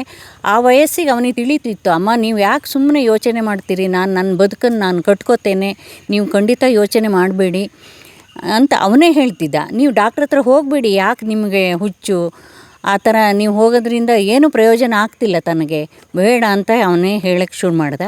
ಆಗ ನಾವೆಲ್ಲ ಕಡೆನೂ ತೋರಿಸಿದಾಗ ಅವನಿಗೆ ಕಣ್ಣು ತುಂಬ ಮೇಲಿನ ಕಣ್ಣು ತುಂಬ ಚೆನ್ನಾಗಿದೆ, ಆದರೆ ಕಣ್ಣಿಂದ ಬ್ರೈನಿಗೆ ಹೋಗೋ ಆ ನರ ವೀಕ್ನೆಸ್ ಇರೋದ್ರಿಂದ ಅವನಿಗೆ ಕಾಣ್ತಾ ಇಲ್ಲ. ಹಾಗಾಗಿ ಎಲ್ಲೂ ಅದಕ್ಕೆ ಯಾವುದೇ ಔಷಧ ಇಲ್ಲ ಅಂತ ಗೊತ್ತಾದ ಮೇಲೆ ನಾವು ಅಲ್ಲಿಗೆ ನಿಲ್ಲಿಸಿದ್ವಿ. ಆದರೆ ನಮ್ಮ ಮನಸ್ಸಿಗೆ ಒಂದು ತೃಪ್ತಿ ಇದೆ, ನಾವು ಅವನಿಗೆ ಏನು ಮಾಡಬೇಕೋ ಅದನ್ನು ಮಾಡಿದ್ದೇವೆ. ಅದರಿಂದ ನಮಗೆ ಏನೋ ಮಾಡಿದರೆ ನಾಳೆಗೆ ಹಿಂಗೆ ಮಗನಿಗೆ ಕಣ್ಣು ಬರ್ತಿತ್ತೇನೋ ಹೇಳೋ ಆ ಮನಸ್ಸು ಇದೆಯಲ್ಲ, ಅಲ್ಲೆಲ್ಲೋ ನಮಗೆ ಅದು ಗಟ್ಟಿಯಾಗಿದೆ. ಇಲ್ಲ ಎಲ್ಲಿ ಹೋದರೂ ಅದಕ್ಕೆ ಔಷಧಿ ಇಲ್ಲ, ನಮ್ಮ ಪ್ರಯತ್ನ ನಾವು ಮಾಡಿದ್ದೇವೆ ಹೇಳೋದ್ರ ಬಗ್ಗೆ ನಮ್ಗೆ ಸಮಾಧಾನ ಇದೆ ಸರ್. ಸರ್ ಆಮೇಲೆ ಇಂಗ್ಲೀಷ್ನಲ್ಲಿ ಒಂದು ಮಾತಿದೆ sir, when the treatments end rehabilitation starts ಅಂತ. ಅಂದರೆ ನಮ್ಮ ಚಿಕಿತ್ಸೆಗೆ ಯಾವಾಗ ಕೊನೆ ಆಗುತ್ತೋ ಆಗ ಪುನರ್ವಸತಿ ಸ್ಟಾರ್ಟ್ ಆಗುತ್ತೆ ಅಂತ. ಪುನರ್ವಸತಿಯ ಒಂದು ಪುನರ್ವಸತಿ ಸ್ಟಾರ್ಟ್ ಆಗುತ್ತೆ. ಅಂದರೆ when the treatment ends the rehabilitation begins. ಹಾಗೆ ಆ್ಯಕ್ಚುಲಿ ಟ್ರೀಟ್ಮೆಂಟೆಲ್ಲ ಮುಗಿದ ಮೇಲೆ ಶಿಕ್ಷಣ ಅಂಥೇಳಿ ಏನು ತಗೊಂಡಲ್ಲ ಅದು ಇವತ್ತು ನನ್ನ ದೃಷ್ಟಿ ಸರ್. ಶಿಕ್ಷಣ ಏನು ತಗೊಂಡಲ್ಲ ಅದು ಇವತ್ತು ನನ್ನ ದೃಷ್ಟಿ. ನನಗೆ ಕಣ್ಣು ಕಾಣದಲ್ಲೇ ಇರ್ಬೋದು, ಬಟ್ ಶಿಕ್ಷಣದಿಂದಾಗಿ ನೋಡಿ ತಂತ್ರಜ್ಞಾನದಲ್ಲಿ ಸಾಧನೆ ಮಾಡಲಿಕ್ಕೆ ಅನುಕೂಲ ಆಯಿತು. ಆಮೇಲೆ ಇನ್ನೊಂದು ಏನಂತಂದರೆ ಈ ಓದು ಅಂತನ್ನುವಂಥದ್ದು 2 ಕಣ್ಣುಗಳಿಗಿಂತ ಭಾಳ ಇಂಪಾರ್ಟೆಂಟ್ ಆದಂಥ ಒಂದು ವಸ್ತು ಅದು ಶಿಕ್ಷಣ ಅಂತ ಹೇಳುವಂಥದ್ದನ್ನ ನಾನಾದರೂ ನಂಬ್ತೇನೆ ಸರ್.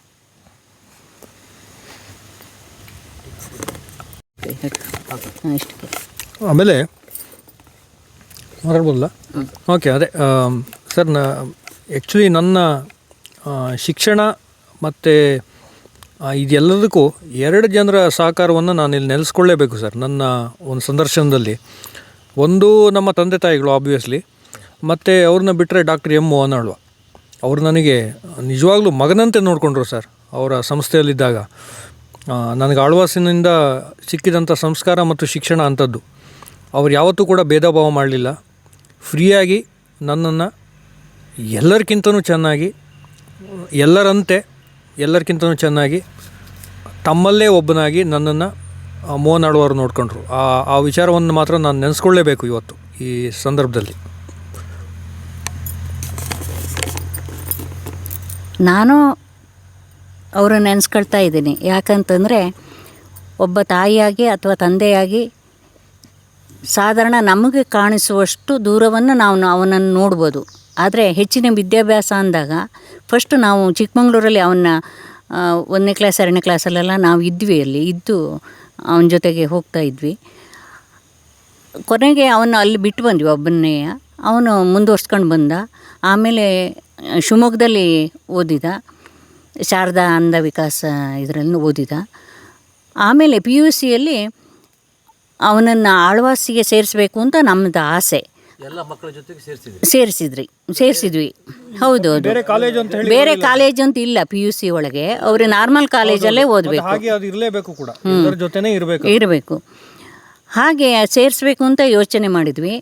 ಆದರೆ ಅಲ್ಲಿ ನಮಗೆ ಸೀಟ್ ಸಿಗುತ್ತೆ ಇಲ್ಲೋ ಹೇಳೋದ ಬಗ್ಗೆ ನಮಗೆ ತುಂಬ ಒಂದು ಆತಂಕ ಇತ್ತು. ಯಾಕೆ ಅಂತಂದರೆ ಎಲ್ಲ ನಮ್ಮ ಅನಿಸಿಕೆ, ಎಲ್ಲ ಮಕ್ಕಳು ತುಂಬ ಶ್ರೀಮಂತರ ಮಕ್ಕಳು ಬಂದಿರ್ತಾರೆ, ಡೊನೇಷನ್ ಕೊಟ್ಟು ಓದ್ತಾರೆ. ಆದರೆ ನಮಗೆ ಅದರ ಅವಕಾಶ ಸಿಗ್ತದೆಯೋ ಇಲ್ಲೋ ಹೇಳೋದ್ರ ಬಗ್ಗೆ ಇತ್ತು. ಆ ವಿಷಯದಲ್ಲಿ ನಮ್ಮನೆಯವರು ತುಂಬಾ ಪ್ರಯತ್ನ ಮಾಡಿದ್ದಾರೆ ಸರ್. ಅವರನ್ನು ಕಂಡು ಅವರು ಪಾಪ ಇವರನ್ನು ನೋಡಿದ ತಕ್ಷಣ ಬಾ ಒಳಗೆ ಅಂತ ಹೇಳಿ ಅಲ್ಲಿ ಅವರಿಗೆ ಇವನಿಗೆ ಅವಕಾಶವನ್ನು ಕೊಟ್ಟರು. ಅವನನ್ನು ಕೊಟ್ಟರು. ಆ ಕೊಟ್ಟಿದ್ದ ಆ ಒಂದು ಪಾಯಿಂಟು, ಆ ತಿರುವು ಅವನ ಜೀವನದ ಒಂದು ತಿರುವು ಆಯಿತು ಸರ್. ಅದನ್ನು ನೆನೆಸ್ಕೊಳ್ಳೇಬೇಕು. ಒಂದು ತಾಯಿಯಾಗಿ ತಂದೆಯಾಗಿ ನಮಗೆ ಆಗುವಷ್ಟನ್ನು ನಾವು ಮಾಡ್ಬೋದು. ಆದರೆ ದೊಡ್ಡ ಆದಮೇಲೆ ಪ್ರಪಂಚದ ಮಕ್ಕಳು ಅಂದರೆ ಎಲ್ಲ ಸಮಾಜದ ಮಧ್ಯೆ ಅವರು ಬಾಳ್ತಾರೆ, ಬದುಕ್ತಾರೆ.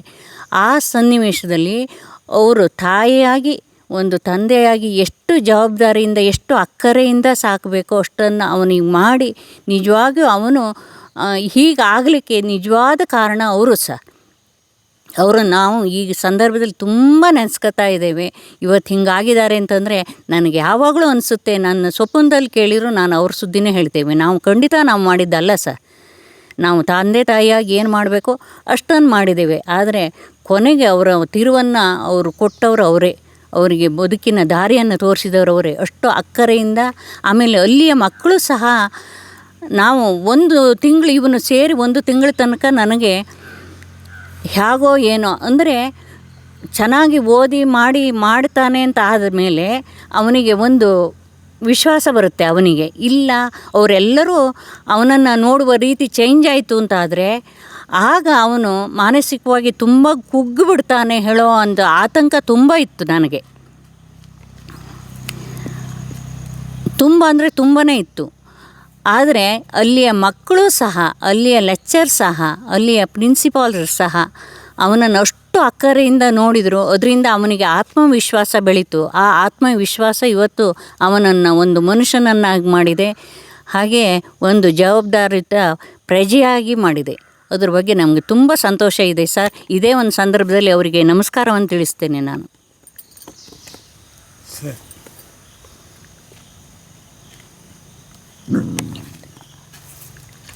ಬಿಡ.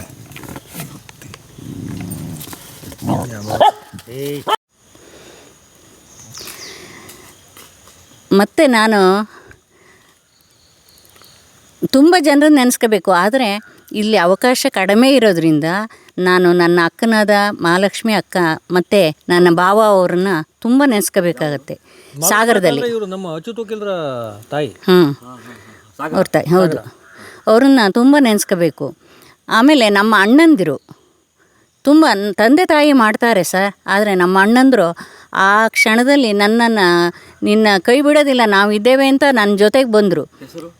ದತ್ತಾತ್ರೇಯ ಮತ್ತು ಸುರೇಶ ಅಂತ, ದೊಡ್ಡೇರಿ ಅಂತ.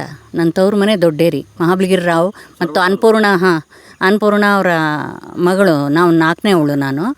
ಇನ್ನು 3 ಜನ, ನನಗೆ 1 ಅಕ್ಕ ಮತ್ತು 2 ಅಣ್ಣಂದಿರು. ಅವರು ನಮ್ಮ ಬೆಂಬಲಿಗರಾಗಿ ನಿಂತ್ಕೊಂಡ್ರು ಸರ್.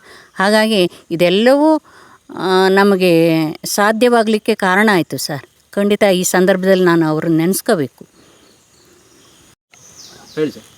ಹಾಂ, ನೀವು ಸೊರಬ ತಾಲೂಕಿನ ಬಗ್ಗೆ ಒಂದು ವಿಡಿಯೋ ಮಾಡಿದ್ರಿ ಶಶಿ ಅವರೇ. ಬಳಗದ್ದೆ ಕೃಷ್ಣಮೂರ್ತಿ ಭಟ್ರು ಅಂಥೇಳಿ ಆ ವಿಡಿಯೋ ಮಾಡಿದ್ವಿ ನಾವು. ಅದರ ಬಿಗಿನಿಂಗಲ್ಲೇ ಅದನ್ನ ಮಾತಾಡಿದ್ವಿ ಅಲ್ವಾ? ಅದೇ ತಾಲೂಕಿನವ್ರು ಇವರು. ದೊಡ್ಡೇರಿ. ಹಾಂ, ದೊಡ್ಡೇರಿ. ಅನಿರುದ್ಧ್ ಸರ್, ಹೇಳಿ ಸರ್. ಈಗ ತಾವು ದಯಮಾಡಿ ಏನು ಇದ್ರ ಬಗ್ಗೆ ಏನು ಸ್ಟಿಕ್ ಇದೆ, ಇದ್ರ ಬಗ್ಗೆ ತಾವು ಒಂದಿಷ್ಟು ಮಾಹಿತಿ ಕೊಡಬೇಕು ಸರ್. ಇದು ವೈಟ್ ಕೇನ್ ಅಂತ ಹೇಳಿ ಕರಿತೀವಿ ಇದನ್ನ ನಾನು ನಿಮ್ಗೆ ಏನು ಹೇಳಿದ್ನಲ್ಲ, ನಾನು ಒಬ್ಬನೇ ಓಡಾಡ್ತೀನಿ ಅಂತೇಳಿ. ಹೊರಗಡೆ ರಸ್ತೆಯಲ್ಲಿರುವಾಗ ಇದು ನನ್ನ ಕಣ್ಣು, ಆಯ್ತಲ್ವ ಸರ್? ಸರ್, ಇದು ನೋಡಿ, ಇಲ್ಲಿ ಒಂದು ಎಲೆಸ್ಟಿಕ್ ಇರುತ್ತೆ. ಈ ಎಲೆಸ್ಟಿಕ್ನ ಮೂಲಕ ಇದನ್ನ ಜಾಯಿಂಟ್ ಆಗುವಾಗ ಮಾಡಿರ್ತಾರೆ. ಇದು ಫೋಲ್ಡಬಲ್. ಇದು ಆ್ಯಕ್ಚುಲಿ ಲಾಂಗ್ ಕೇನೇ ಭಾಳ ಒಳ್ಳೆ ಕೇನು. ಬಟ್ ಈಗ ಕನ್ವೀನಿಯನ್ಸ್ಗೋಸ್ಕರ ಫೋಲ್ಡಬಲ್ ಕೇನನ್ನು ಯೂಸ್ ಮಾಡ್ತೀವಿ. ಇಲ್ಲಿ ನಾವು ಸಂದರ್ಶನ ಮಾಡ್ತಾ ಇರುವಂಥ ಜಾಗ ಹಳ್ಳಿ ಆಗಿರೋದ್ರಿಂದ ಇಲ್ಲಿ ಸ್ವಲ್ಪ ಓಡಾಡ್ಲಿಕ್ಕೆ ಕಷ್ಟ ಆಗ್ಬೋದು. ಬಟ್ ಸಿಟಿಗಳಲ್ಲಿ ಫುಟ್ಪಾತ್ ಇರುತ್ತೆ ಸರ್. ಆ ಫುಟ್ಪಾತ್ನ ಶೋರ್ ಲೈನ್ ಅಂಥೇಳಿ ಅದನ್ನು ಹಿಡ್ಕೊಂಡು ನಾವು ರಸ್ತೆಯನ್ನು ರಸ್ತೆಯಲ್ಲಿ ಓಡಾಡುವಂಥದ್ದು. ನೋಡಿ, ಇದನ್ನ ಈಗ ಬಿಸ್ತೀನಿ ಸರ್. ನೋಡಿ, ಹೀಗೆ ಇದು ಉದ್ದ ಆಯ್ತು. ಇದು ಉದ್ದ ಆಯ್ತಲ್ವಾ? ಸೊ ಓಕೆ, ಇದನ್ನ ಹೀಗೆ ಹೀಗೆ ಹಿಡ್ಕೊಳ್ಬೋದು. ಇದನ್ನ ಹೀಗೆ ಹಿಡ್ಕೊಳ್ಬೋದು. ಹೀಗೆ ಹಿಡ್ಕೊಂಡು ಹೀಗೆ ಅಂದರೆ ಹತ್ತಿರದಲ್ಲಿ ಏನಿದೆಯೋ ಅದನ್ನ ಡಿಟೆಕ್ಟ್ ಮಾಡುತ್ತೆ ಇದು. ಈಗ ಫಾರ್ ಎಕ್ಸಾಂಪಲ್. ಹಾಂ ಸರ್ ಬನ್ನಿ ಸರ್. ಹಾಂ, ಎಸ್ ಸರ್. ಸರ್, ಹಿಂಗೆ ಹೋಗ್ತಾ ಇರಬೇಕಾದ್ರೆ ಇಲ್ಲಿ ಏನಾದ್ರು ಆಬ್ಜೆಕ್ಟ್ ಇದ್ರೆ ಅದನ್ನ ಡಿಟೆಕ್ಟ್ ಮಾಡುತ್ತೆ. ಲೈಕ್ ಫಾರ್ ಎಕ್ಸಾಂಪಲ್ ನೋಡಿ, ಹಿಂಗೆ ಹೋಗ್ತಾ ಇದೀವಿ, ಇಲ್ಲಿ ಏನೋ ಅಡ್ಡ ಇಲ್ಲ. ಈಗ ಹಿಂಗೆ ನಾನು ನಡ್ಕೊಂಡು ಹೋಗ್ತಾ ಇರ್ತೀನಿ, ಹಿಂಗೆ ಹಿಂಗೆ ನಡ್ಕೊಂಡು ಹೋಗ್ತಾ ಇರ್ತೀನಲ್ವಾ? ಹೌದು ಸರ್. ಇಲ್ಲಿ ಏನಾದರೂ ಒಂದು ಆಬ್ಜೆಕ್ಟ್ ಇದ್ರೆ ನನಗೆ ಡಿಟೆಕ್ಟ್ ಆಗುತ್ತೆ. ಈಗ ನೋಡಿ, ಸುಮಾರು ದೂರ ಆಯ್ತು, ಇಲ್ಲಿ ಏನೋ ಆಬ್ಜೆಕ್ಟ್ ಇಲ್ಲ ಈಗ. ಹೌದು ಸರ್. ಅಲ್ವಾ ಸರ್? ಹೌದೌದು. ನೋಡೋಣ ಕಡೆ ಏನಾದ್ರು ಆಬ್ಜೆಕ್ಟ್ ಸಿಗುತ್ತಾ ಅಂತ.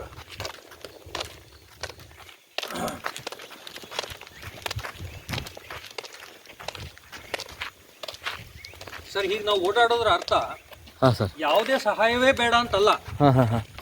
ಸಹಾಯ ಬೇಕಾದಲ್ಲಿ ಬೇಕು, ಆದ್ರೆ ಸಾಧ್ಯವಾದಷ್ಟು ನಾವು ಇಂಡಿಪೆಂಡೆಂಟ್ ಆಗಿ ಇರ್ಬೋದು ಅಂತ ಹೇಳುವಂಥದ್ದು ಇದ್ರ ಉದ್ದೇಶ. ಆಯ್ತಾ ಸರ್? ಹಾಂ ಸರ್. ನೋಡಿ, ಹೀಗೆ ಓಡಾಡ್ತಾ ಇದ್ರೆ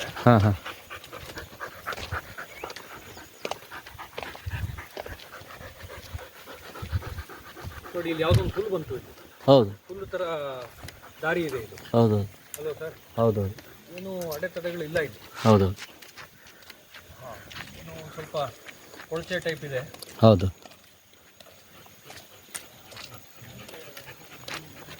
ಯಾವುದೋ ಅಡೆತಡೆ ಇಲ್ಲ ಸರ್. ಹೌದು ಸರ್. ನೋಡಿ ಇಲ್ಲಿ ನೋಡಿ, ಇದು ಇದರಲ್ಲಿ ಸಿಟಿಗಳಲ್ಲಿ ಫುಟ್ಪಾತ್ ಅಂದರೆ ಈ ರೀತಿ ಇರುತ್ತೆ ಸರ್. ಹಾಂ ಹಾಂ ಇದನ್ನ ಮುಟ್ಕೊಂಡು ಹೋಗೋದು ಹಾಂ ಹಾಂ ಹೀಗೆ ಹಾಂ ಹಾಂ ಓಡಾಡೋದು ಸರ್. ಹ್ಞೂ ಹ್ಞೂ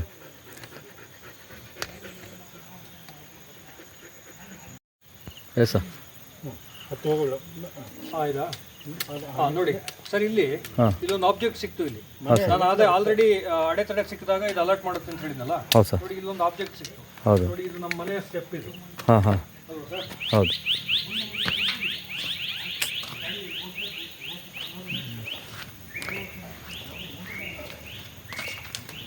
ನೋಡಿ ಇಲ್ಲೊಂದು ಆಬ್ಜೆಕ್ಟ್ ಸಿಕ್ತು. ಹೌದು ಸರ್. ಇದು ಸ್ಟೆಪ್ ಅಂತೇಳಿ ನಮ್ಗೆ ಗೊತ್ತಾಯ್ತು. ಹೌದೌದು. ಹೀಗೆ ಹಾಂ ಹಾಂ ಇನ್ನು ಈ ಮನೆಯಿಂದ ಒಳಗೆ ಬಂದಮೇಲೆ ಹಾಂ ಸರ್. ಈ ಸ್ಟಿಕ್ಕಿನ ಅವಶ್ಯಕತೆ ಇರಲ್ಲ. ಹಾಂ ಹಾಂ ಹಾಂ ಹಾಂ ಇದನ್ನ ಫೋಲ್ಡ್ ಮಾಡಿ ಇಟ್ಕೊಂಡ್ಬಿಡ್ತೀನಿ. ಹಾಂ ಹಾಂ ಹಾಂ ಇಷ್ಟೇ ಫೋಲ್ಡ್ ಆಗೋಯ್ತು ನೋಡಿ. ಹೌದೌದು.